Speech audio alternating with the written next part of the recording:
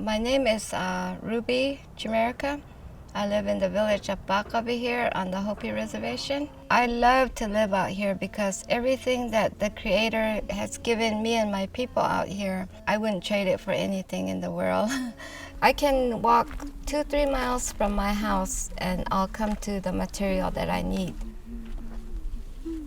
Just pick a few from each bush and leave some for somebody else. You don't harvest all of it, because you never know who's going to become a weaver and that they're going to need it.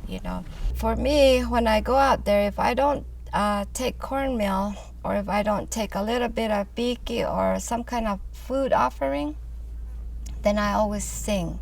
I always sing a basket song that comes to me, and it's always a different one.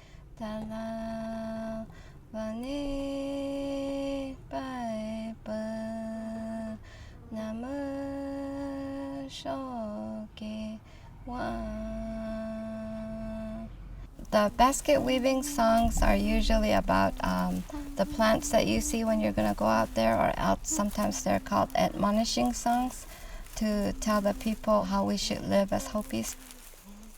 This dune broom, especially after when it rains, it has a real strong smell to it, but it smells good. I just love the smell of it.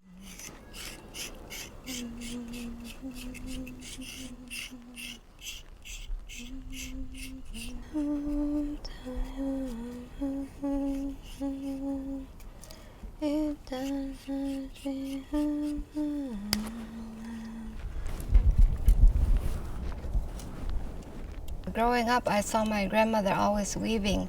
She was weaving wicker plaques and baskets. My grandmother used to always say, you're going to have hard days someday, and you're not going to feel good when you wake up.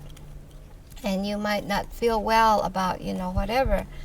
Well, when you go to weave and you start weaving and it's not going well, that means that you need to go somewhere else and check yourself out and pray and decide, what's bothering you before you go back and pick up the item that you're working on.